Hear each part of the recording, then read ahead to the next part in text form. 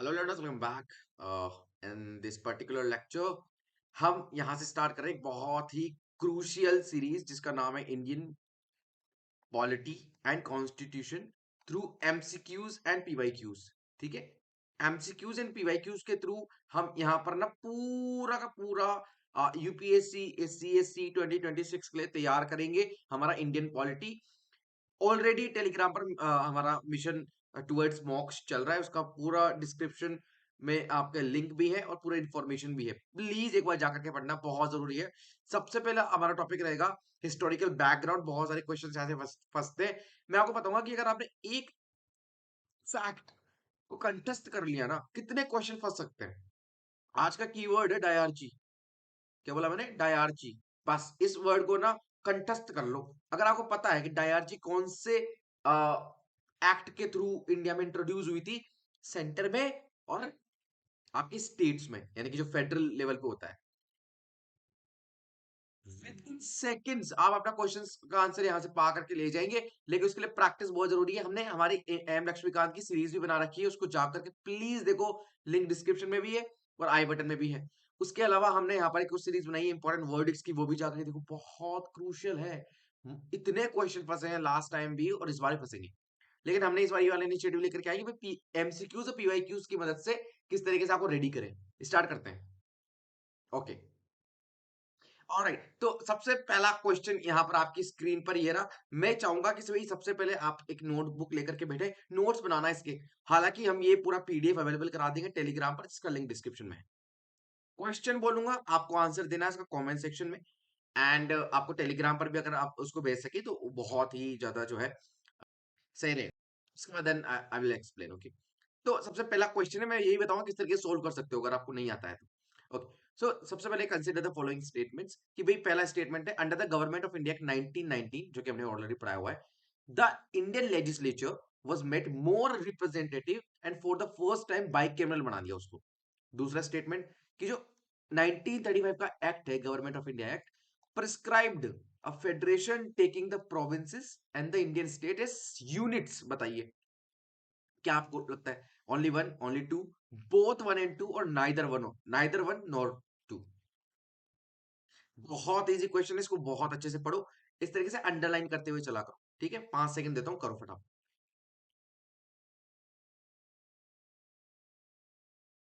Alright, times up, क्योंकि बहुत easy question है इसलिए 5 सेकंड दे रहा हूं। समझिए इसका आंसर वैसे तो सी है। ये कहता है कि भाई 1919 का जो एक्ट आया था, उसने इंडियन लेजिस्लेचर को मोर रिप्रेजेंटेटिव बनाया। बताओ क्यों? बताओ क्यों? क्योंकि डायarchy इंट्रोड्यूस करी ना, मैंने आज का कीवर्ड ही बताया आपको। डायarchy भी इंट्रोड्यूस किया, ज्यादा ज्यादा लोग बाहर से भी आने लगे, क्योंकि इलेक्शन का जो हम बात करते हैं, जो क्राइटेरिया है उसको थोड़ा लिबरलाइज भी किया था। 1935 का एक्ट ये बोलता है कि जो फेडरेशन है, एक फेडरेशन बनाने की बात करी थी प्रोविंसेस और इंडियन स्टेट्स को लेकर के, जो कभी आई नहीं सामने अस्तित्व में। Second question here is your second question. Which of the following are the principal features? समझ, प्रिंसिपल फीचर्स कौन कौन से गवर्नमेंट ऑफ इंडिया एक्ट 1919 के, गवर्नमेंट ऑफ इंडिया एक्ट 1919 के। अच्छा, इस तरीके से ना पूरे टॉपिक वाइज लेकर के आऊंगा मैं आपके साथ, right? Historical context, historical background के आ चुके हैं। फिर आपका प्रियम्बल आएगा, फंडामेंटल राइट्स आएंगे, डीपीएसपी आएंगे, सारे के सारे कंटेस्ट हो जाएंगे आप। ठीक है, तो आगे बढ़ते हैं। बताओ 99 का प्रिंसिपल फीचर क्या है? डायarchy लेकर के आ गई ये executive government of the provinces में, और सेपरेट इलेक्टोरेट कम्युनल लेकर के आ गए ये आपके मुस्लिम्स के लिए। बहुत जरूरी बात है, devolution of legislative authority by centre to the provinces, यानी कि लेजिस्लेटिव अथॉरिटी किसको दे दी? सेंटर से प्रोविंसेस को दे दी। बताइए। उसके अलावा expansion and reconstitution of central and provincial legislatures. बताइए कौन सा आंसर इसका करेक्ट है? आपके 5 सेकेंड स्टार्ट होते हैं अब।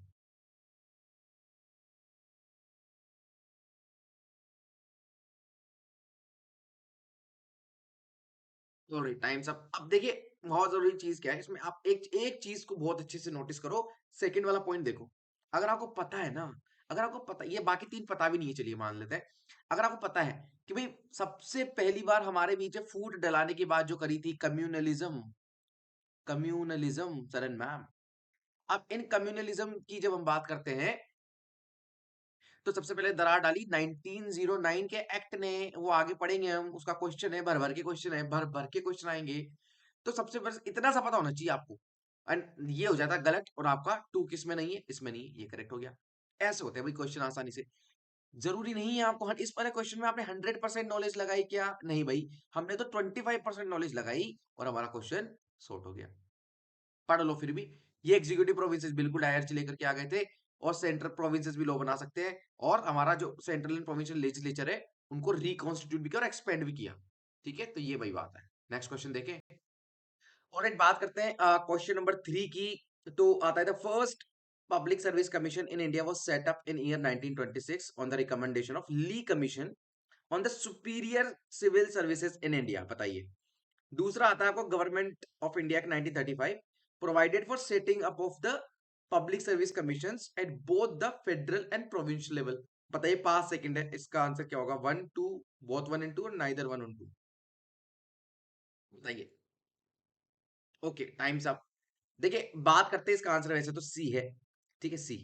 तो सबसे इंपॉर्टेंट चीज क्या है कि फर्स्ट पब्लिक सर्विस कमीशन की बात कर रहे हैं 1926 में। आपको इतना तो अंदाजा होगा, साइमन कमीशन के पहले ही आ गया था। फिर एक जॉइंट पब्लिक सर्विस कमीशन आया था आपके 1935 के एक्ट में कि भाई बनाएंगे। ठीक है, आप बनानी वो। बाद में बात करते हैं कि यस एग्जैक्टली ली कमीशन ही है। जब हम बात करते हैं कि इंपॉर्टेंट कमीशन कब बने, साइमन कमीशन, ली कमीशन, राइट, मैकावले कमेटी कब बनी, उसने क्या किया, अभी पता चलेगा। तो उन सब में हमने बेसिकली पढ़ाया भी है, और ये थोड़ा सा फैक्चुअल है, इसको देखो आप। ये इजी है कि भाई 1935 में बिल्कुल public service commission at both level बनाने की बात करी गई थी। यही बात है, सीधी सी बात। आगे बढ़े। क्वेश्चन नंबर 4 है कि भाई कौन सा एक्ट प्रोवाइड करता है board of control in Britain through British government, जो कि आपके ब्रिटिश ईस्ट इंडिया कंपनी को फुली कंट्रोल करेगा through military and revenue affairs. बहुत इजी है ये तो। क्या वो रेगुलेटिंग एक्ट 1773 है, पेट्स इंडिया एक्ट है, चार्टर एक्ट ऑफ 1833 है, 1858 का गवर्नमेंट ऑफ इंडिया एक्ट है। बताइए, 5 सेकेंड है आपके पास।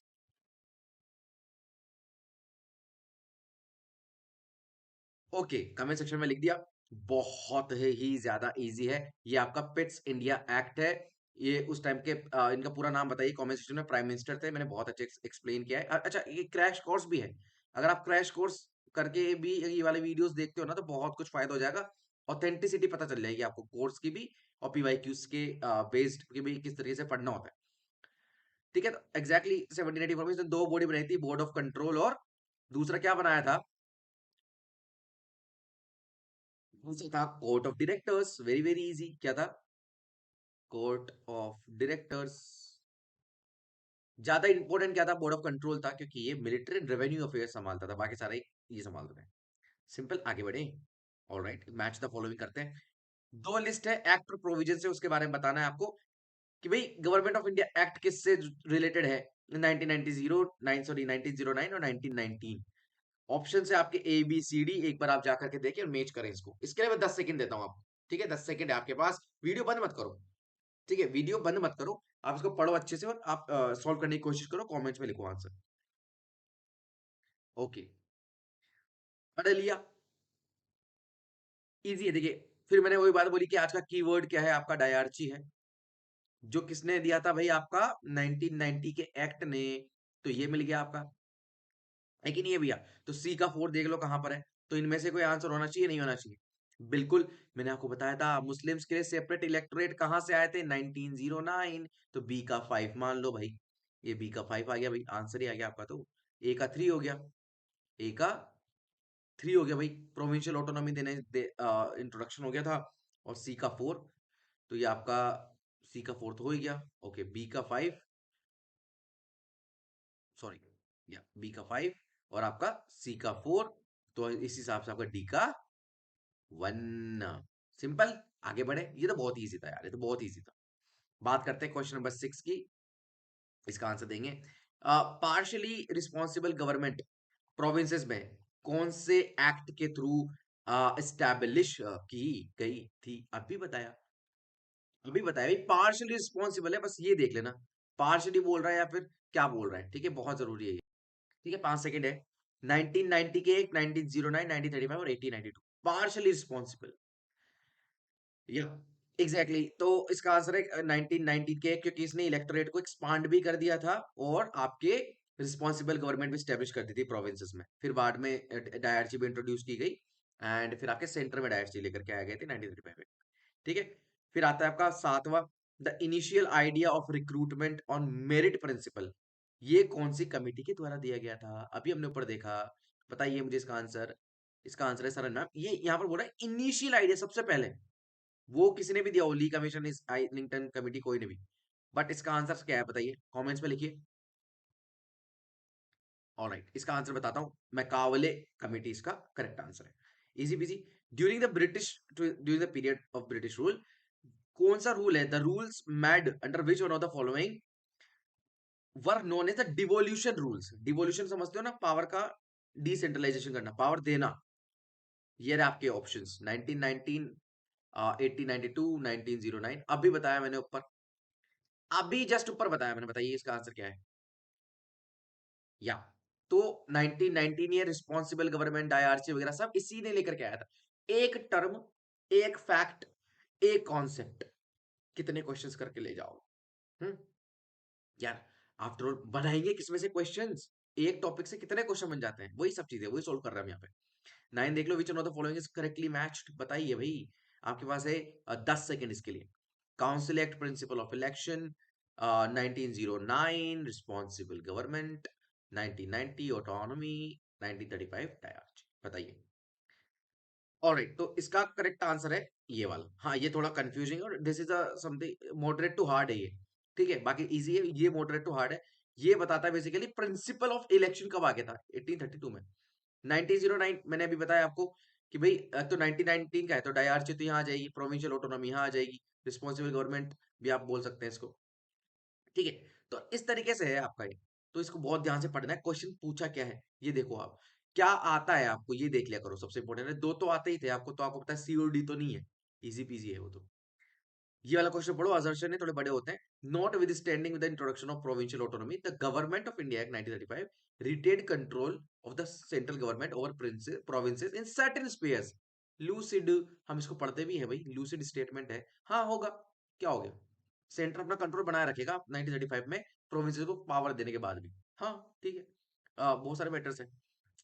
नेक्स्ट आता है इसका रीजन क्या है, द गवर्नर वाज, अच्छा असर्शन और रीजन में ना, it is always, it is necessary to believe assertion is right, right, तो ये माना जाता है वैसे तो। लेकिन अगर फैक्ट ही गलत है तो फिर उसका आंसर ये आपका डी हो जाता है। पर अभी डी नहीं है, अभी देखते क्या आता है। Governor was required to act on his own discretion in certain matters for which he was to act without ministerial advice and under the control and direction of Governor General. Simple, ये वाली बात है भाई, कि भाई उन किसी की जो है एडवाइस नहीं लेगा मिनिस्टर की, बस डायरेक्ट ले सकता है वो। तो ऑफ कोर्स ये तो बहुत बड़ी पावर होगी, वीटो भी बोल सकते हैं। तो क्या ये दोनों कनेक्टेड है, कनेक्टेड तो डेफिनेटली है, देख ही रहे, राइट। अब बात आती है कि इनमें से क्या करेक्ट आंसर है इसका। 5 सेकेंड है आपके पास, और कमेंट्स में लिख दो। इसका आंसर है ए। ठीक है, बिल्कुल 100% इसका यही रीजन है कि भाई गवर्न, अच्छा वैसे इसको लगाते हैं हम, because,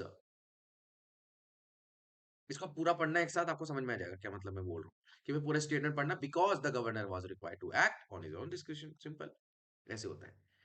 in federation established by act of 1935, residuary power किसके पास जाएगी, अरे यार घिसा पिटा क्वेश्चन है ये, घिसा पिटा question, governor general of course, obviously, है ना। ऑलराइट, मार्क करते हैं list one and list two and select the correct answer using the code. अगर बताइए इसका आंसर क्या है, पहला एक्ट है, फिर प्रोविंसेस प्रोविजन है। तो या इसका ऑप्शन से ये रहे आपके, वही सब चीजें हैं। 1858 का है, 1861, 1909 और 1990। मैं बताता हूँ आपको आपके दिमाग में क्या चल रहा है। ये इजी है, ये नहीं समझ में आ रहा क्योंकि रटना पड़ता है।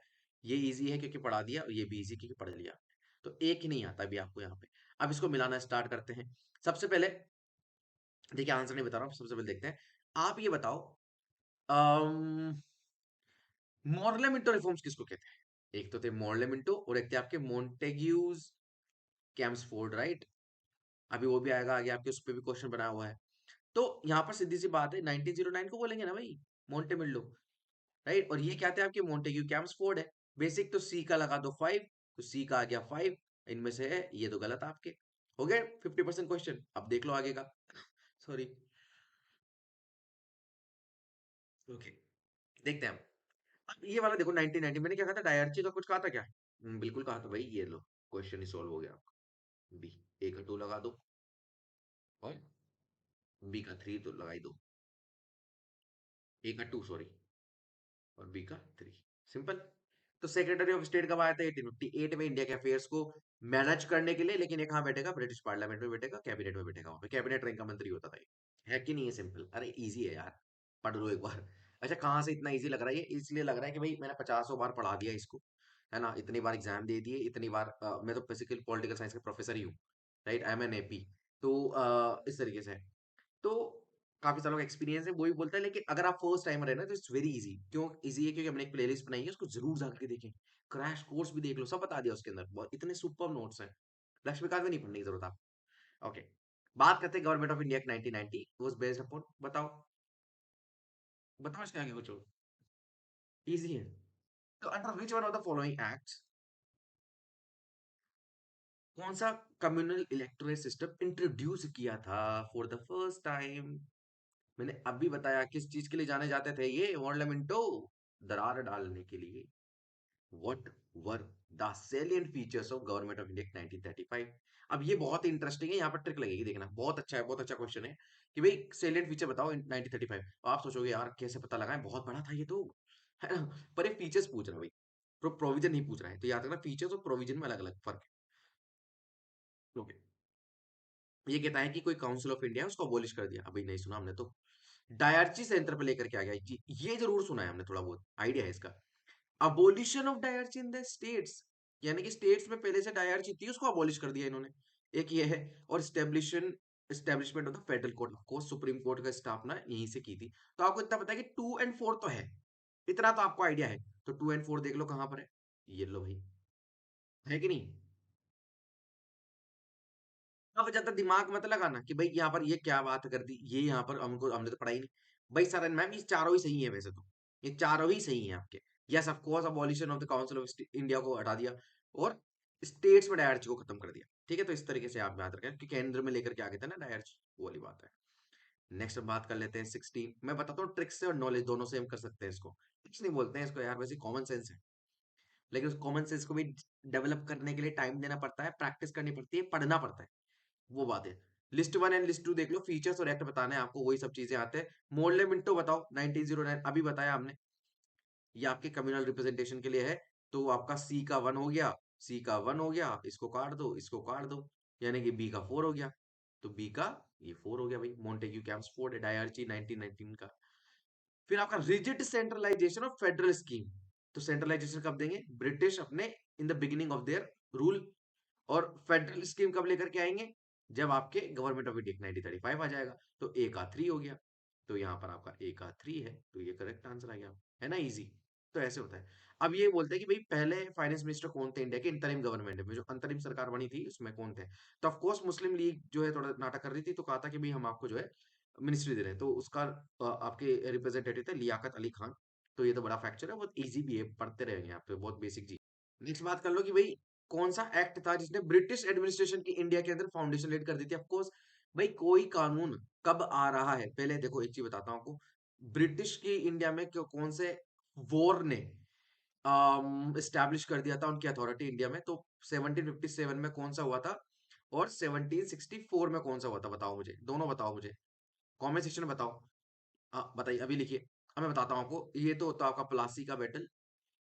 क्वेश्चन है आपके लिए, प्लासी का बैटल में कौन कौन से पार्टीज ईच अदर अगेंस्ट लड़ रहे थे, राइट? और 1764 में हुआ था आपका बक्सर का, जिसमें कौन था मुगल बादशाह? मुझे कमेंट सेक्शन में बताएंगे इसका आंसर।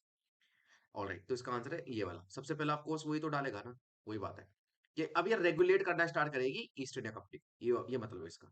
19th आज ये। तो ये प्रोविजंस और एक्ट की मदद करते वही सब चीजें हैं।